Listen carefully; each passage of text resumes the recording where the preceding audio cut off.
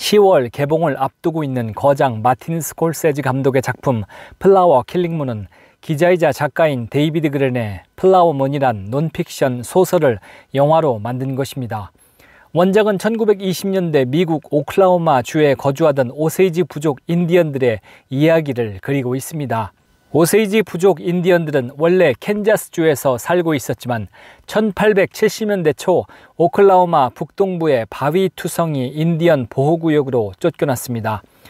수십 년이 지나 아무런 가치 없는 땅이라 여겨지던 그들의 땅에서 원유가 터졌고 원주민들은 어마어마한 부를 거머쥐게 되었습니다.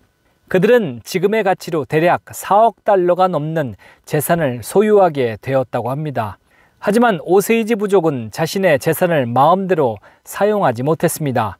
바로 후견인 시스템이라는 제도 때문이었는데요. 미국 정부는 인디언들의 수익을 관리 보호한다는 명목하에 후견인 시스템을 도입하였습니다. 후견인은 오세이지 부족의 재산을 관리하고 지출을 승인하는 역할을 하는 사람으로 대개는 미국 정부나 오세이지 부족 지부에 지정된 관리자였습니다. 이 후견인 시스템으로 말미암아 오세이지 부족 전체에 큰 위기가 찾아옵니다. 후견인 노릇을 했던 많은 백인들이 오세이지족의 원유 수익을 횡령하거나 오용하였으며 재산의 소유권을 강탈하기도 한 것이죠. 급기야 오세이지 부족의 주요 구성원들이 한 명 한 명씩 원인을 알 수 없는 죽음을 당하는 지경에까지 이르렀습니다. 지금까지 플라워 킬링문에 대한 3편의 예고편이 공개되었습니다. 원작을 감명 깊게 보았고 스콜세지의 영화를 빠짐없이 챙기는 저로서는 티저 예고편이 공개되었을 때부터 흥분하지 않을 수 없었는데요. 소설에선 구체적으로 소개되지 않는 장면들을 전면에 배치한 것은 물론 소설에서 언급되는 탐욕에 가득 찬 백인들의 야만성을 압축하여 보여주고 있기 때문이었습니다. 이어서 나온 메인 예고편과 최근에 스페셜 예고편까지 영화의 방향성을 좀 더 구체적으로 보여주고 있는데요. 우선 영화에서 가장 중요한 인물 중 한 명, 로버트 드니로가 연기하는 윌리엄 헤일이란 인물은 이건 어떤 면에선 스포일러가 될 수도 있겠지만 예고편에서 보여주는 장면을 보면 그의 정체를 굳이 숨기려 드는 건 아닌 것 같아서 설명합니다. 드니로가 연기하는 윌리엄 헤일이란 인물은 오세이지 부족의 최고 후견인 역할을 하는 존경받는 백인입니다. 하지만 사실 그는 탐욕에 가득 차서 오세이지 부족의 모든 재산을 가로채려는 사악한 인물입니다. 디카프리오가 연기하는 어니스트 버크하트는 윌리엄 헤일의 조카로서 헤일의 심부름을 하며 택시 운전을 합니다. 몰리를 처음 만난 것도 자신의 택시에 그녀를 손님으로 태웠을 때인데 예고편에서 이러한 장면이 소개되고 있습니다. 몰리와의 결혼은 일견 윌리엄 헤일에 의한 정략적인 결혼일 수도 있는데 소설에선 이들의 애정 라인과 결혼에 대하여 심도 있게 다루고 있지는 않습니다. 그래서 더욱 흥미로운 지점인데요. 과연 스콜세지 감독이 두 사람의 관계를 어떤 식으로 이끌어가며 연출해낼지 매우 궁금합니다. 원작자 데이비드 그렌은 기자 특유의 객관적인 시점으로 조각조각의 신문 기사를 짜집기 하듯 최대한 담백한 어조로 오세이지 부족의 비극을 서술하고 있습니다. 저는 원작을 읽고 영화 제작 소식을 들었을 때 주인공 디카프리오의 역할은 당연히 오세이지 부족의 살인사건을 파헤치는 FBI 요원 톰 화이트가 될 것이라고 예상했습니다. 원작 소설도 사실상 톰 화이트가 가장 주인공처럼 느껴지기도 하고요. 하지만 전혀 의외로 오세이지 부족 말살을 꾀하는 백인들의 동조하는 어니스트 버크하트라는 인물을 연기한다고 하더군요. 영화 제작 뒷얘기를 들어보니 원래 디카프리오가 FBI 요원 역할로 예정되어 있었지만 디카프리오의 강력한 요청으로 역할이 바뀌었다고 합니다. 물론 디카프리오니까 가능한 이야기겠죠.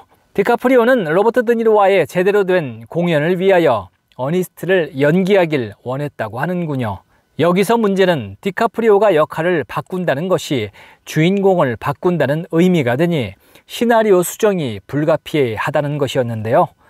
이에 시나리오 작가가 큰 반발을 하였다고 합니다. 결국 적당한 선에서 타협을 하고 지금의 시나리오가 되었다고 합니다. 아무튼 이것은 굉장히 흥미로운 지점입니다. 만약 원래대로 디카프리오가 톰 화이트를 연기하였다면 원작에 충실한 전형적인 할리우드 영화에 더 가까울 것이라고 추측할 수 있습니다만, 어니스트를 연기한다는 건 원작에서 간결하게 넘어갔던 지점들을 부각시켜 작가적인 시선이 더 크게 담길 수밖에 없다는 이야기가 되는 것이죠. 앞서 언급했지만 실제 원작에서는 어니스트와 몰리의 연애사나 결혼 생활이 세부적으로 묘사되고 있지는 않습니다. 어니스트 개인에 대해서도 크게 다루고 있지는 않고요. 물론 후반부로 갈수록 어니스트의 변화되는 심리를 묘사하는 장면들이 있기는 합니다. 그리고 그것이 이야기 면에서는 가장 드라마틱한 대목이기도 하지요.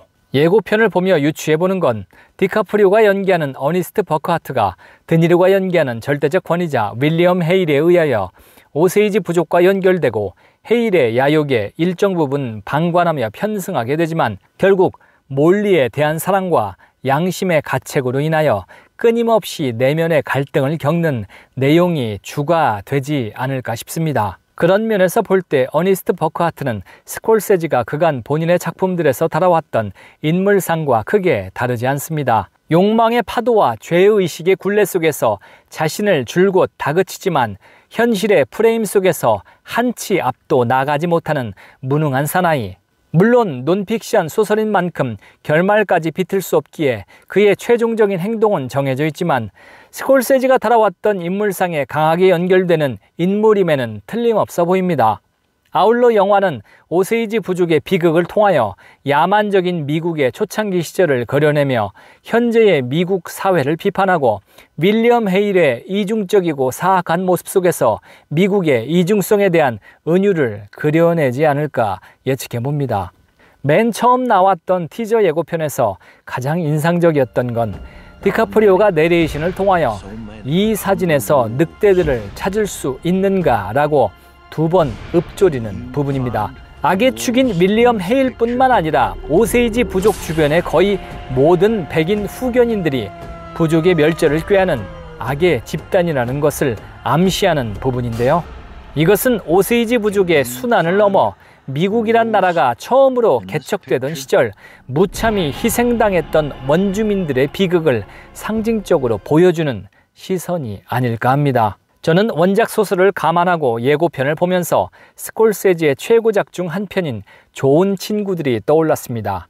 그 영화도 조직 내에서 최고의 시절을 보내던 주인공이 결국 내부 고발자가 되는 이야기를 다루고 있는데, 어니스트 버크하트 시점에서 플라워 킬링문은 결국 내부 고발자의 이야기가 될 것이기 때문입니다. 스콜세지와 디카프리의 첫 공연 작품인 갱스 오브 뉴욕도 떠올랐는데요. 시대적 배경으로는 이 영화가 갱스 오브 뉴욕 다음 시대가 되겠습니다. 무엇보다 이 영화에서 가장 주목할 점은 스콜세지의 두 페르소나 드니로와 디카프리오가 동시에 출연하고 있다는 것인데요.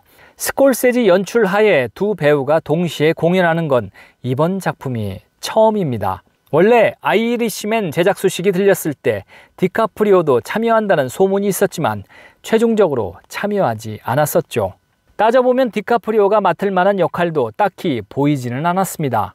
아무튼 드디어 스콜세지의 신구 페르소나가 동시에 모인다는 건 정말 흥분되는 지점입니다. 예고편에서 보이는 디카프리의 얼굴이 다소 나이 들어 보이는데 이건 실제 어니스트 버크하트의 사진을 보면 이해가 되는 부분이고요.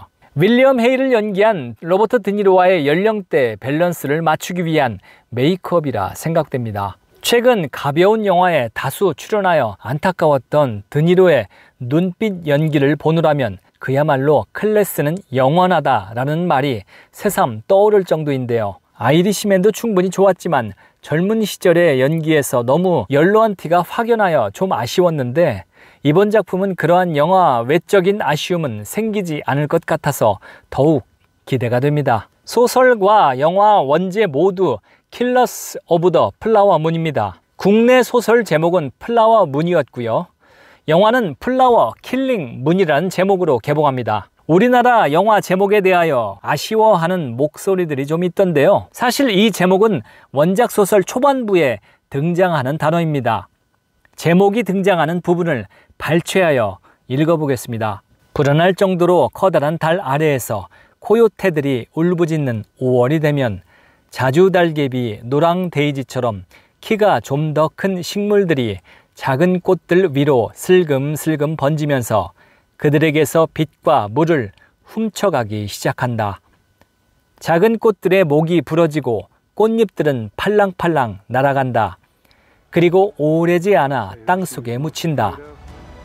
그래서 오세이지족 인디언들은 5월을 꽃을 죽이는 달의 시기라고 부른다.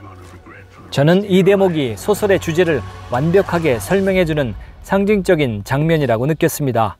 그런 의미에서 플라워 킬링문이란 국내 제목도 충분히 설득력 있는 제목이라 생각합니다.